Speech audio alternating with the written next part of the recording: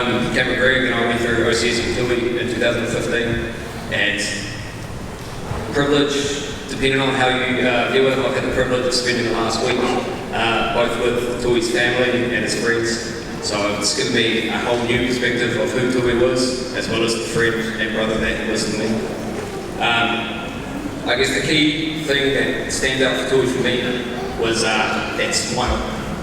That smile followed everywhere. And the reason it stands out for me, and a lot of people will remember this, namely if you were at the Napier races, Tui woke me up the next day after the Napier races, massive grin on his face. I don't know what had happened because I clearly had too much drink the night before. And he's just got a grin on his face. He doesn't tell me what's happened. I must have snuck in a blanket in a bed in his bedroom, and he just continues to smile at me. Didn't tell me what had happened until I got back to OCS. Turns out I'd had a hard night. He'd peer pressured me a little bit and called me out and said, "Old Greg, you've done it." Old Greg didn't do it, but new Greg did do it. I don't remember much after that, but Tui got some photos. Tui liked to put me in awkward situations that I didn't enjoy, because he got a kick out of it. I thought it was funny. I used to do the same thing to him. Essentially, I had a night. He found me in a bathroom asleep, in a compromising position, by myself, and he put me to bed, as any good friend would do. He rallied some of the boys, got them together, tucked me in, put me to bed the next day. He comes to me, he's like, "Hey, do you remember what you did last night?" "No, mate." Just shows me a photo. And he held that against me for 2 years. He would come in, he would text me every 2 weeks, even after he had fallen off the course, to our regret that he did fall off that course. But he used to text me every 2 weeks, "Still got that photo, Greg?" Up until one day, about 2 years later, I lost my phone, bro. I was like, "So what? What does that mean?" "I don't care." It's like, "I lost the photo." Sweet. Yes. Meme. It's gone. But then he decides to send me a photo on Snapchat of him just smiling at me, saying, "But I'll always remember it. I'll always remember it." The last time I saw Tui, I actually bumped into him in the supermarket, and that grin was there. And like, at the time I was like, "Oh, this is weird, Tui must be having a bad day." Turned out he wasn't having a bad day. Tui, as he was, and as he's been described by a lot of outcasts of being an ent, and that he just walks across anywhere and he stands out like golf balls. Sorry, Army too. He was standing in the adult section of the supermarket, and I didn't click at the time. My partner figured it out. I was clearly oblivious in my head. And he'd been buying something, and I'm sure his girlfriend can explain that. It was 2 months ago. We'll figure it out. Probably a story for tomorrow. But I guess the key thing that I really want to acknowledge is Vaiangina, Sosfina, you're an amazing son. You have 4 more amazing children as well, and the friends that support them are amazing. Chris, Joel, it's been an absolute pleasure meeting you guys. The reason it was a privilege for me to do this job is because I could see an element of Tui every day.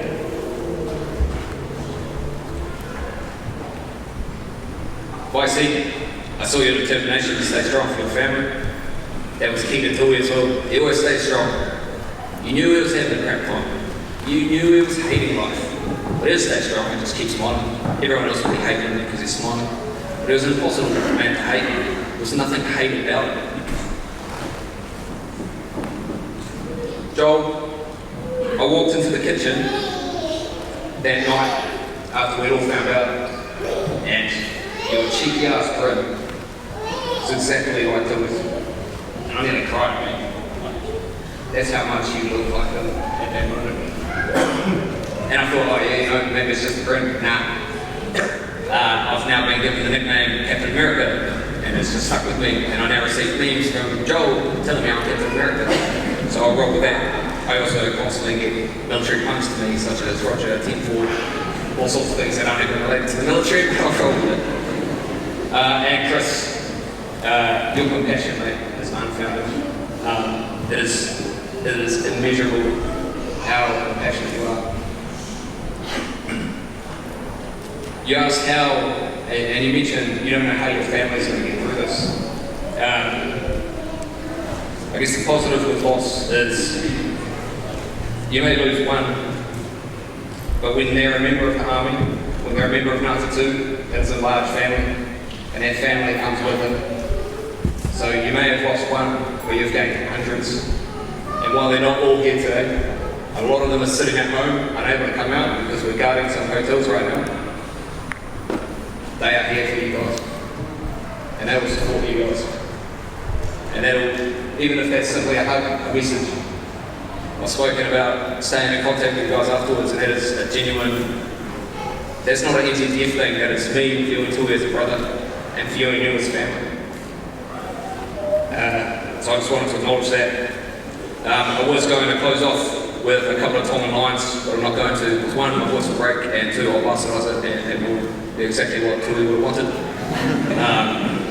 So I'm gonna end it there, but thank you, Mr. Vaiangina, Sister Fema, for giving us the opportunity to actually meet such an incredible individual and to his siblings, for being there and being part of it, to develop into that individual.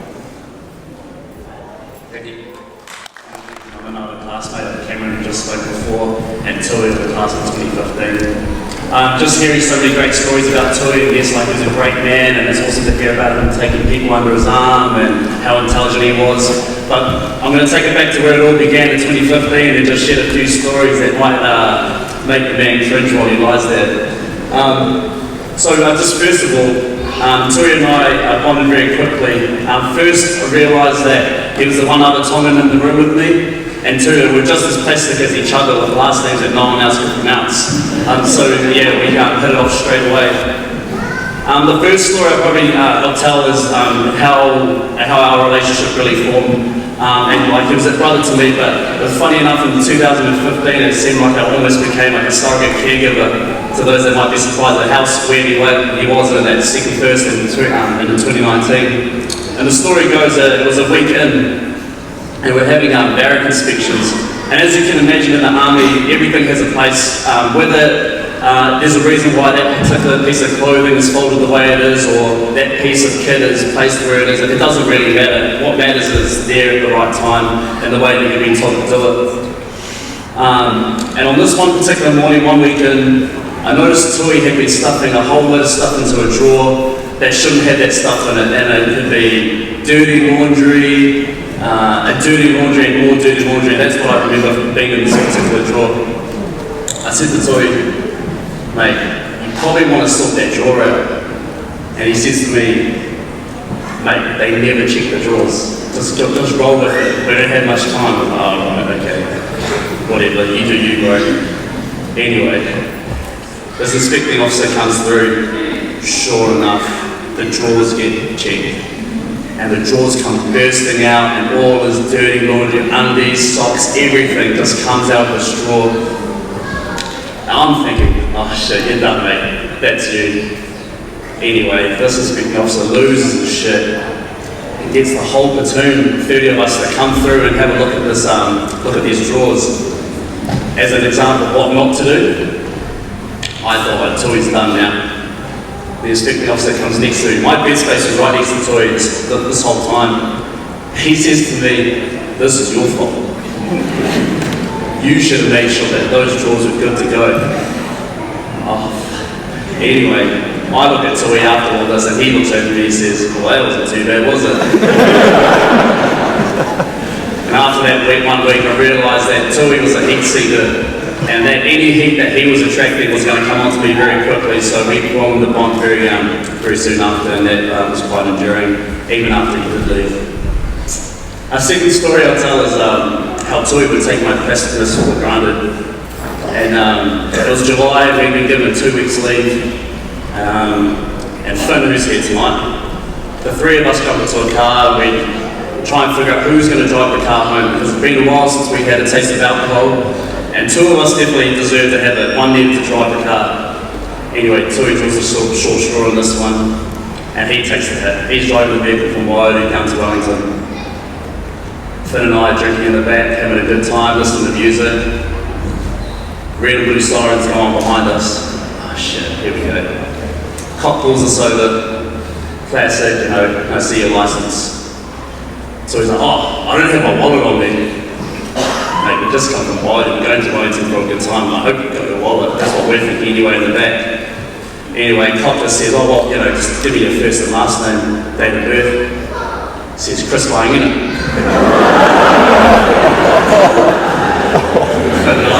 And I sit in the back there, Chris. Anyway, Tuitu'u rattles off Chris's birthday and all sorts of details. And as we know, obviously Chris is Tuitu'u's brother.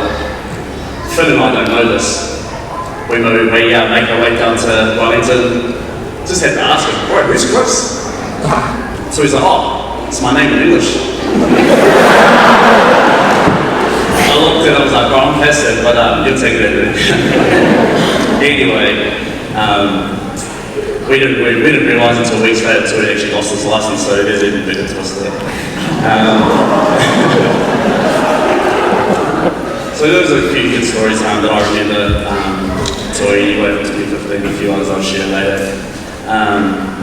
But one thing I will say, like it's been touched on as well, you know, Tuitu'u did start in 2015 and he may not have finished it, but he got bloody far.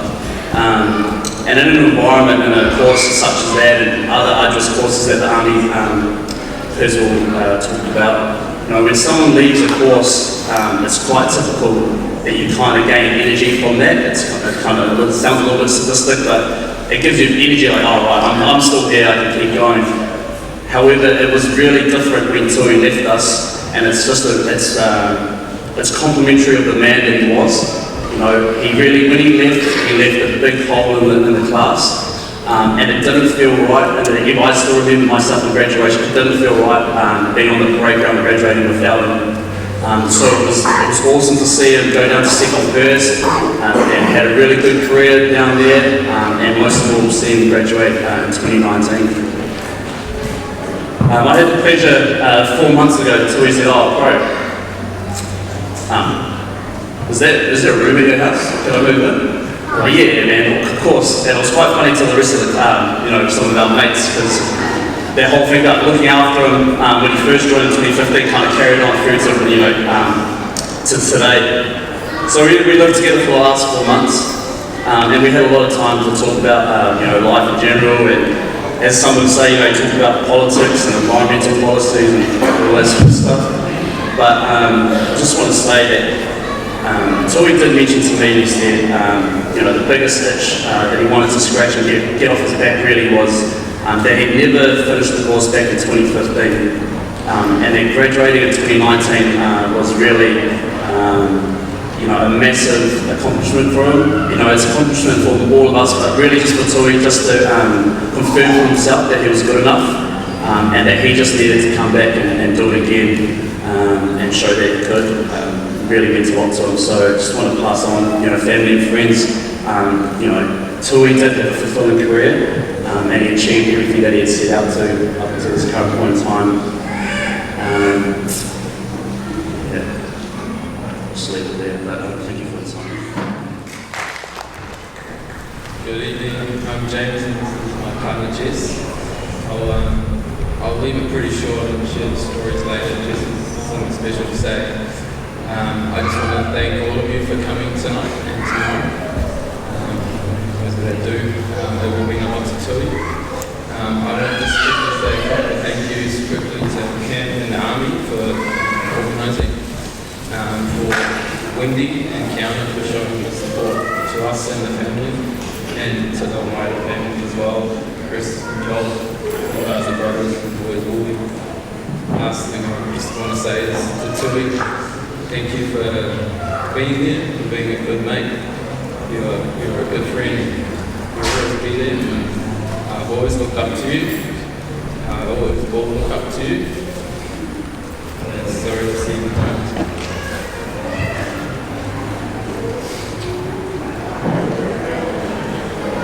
Just written a couple of things that I would have liked to say to Tuitu'u if he was still here today, but I'd like to say thanks to him.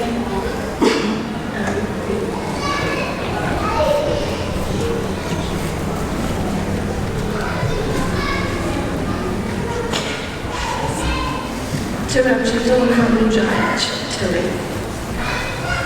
Firstly, I want to thank you. Thank you for teaching us all to live our lives to the fullest. To grab every moment and embrace it. To use the time we have here wisely. To see the world in a positive light. To love with our whole hearts. To be there for our mates and be always open to talk. And most importantly, to always be smiling. In the short time you've blessed us with, you have taught us more than you will ever have known, more than you will have ever intended to, just by simply being you. I want to say thank you for being a best friend to these boys, for always having open arms for them and shaping them into the people that they are today. I can't put my finger on the light you had to me. Your soul shone through and touched every single person that you met. Even though you are no longer with us, your mission remains to leave the world a better place than you found it.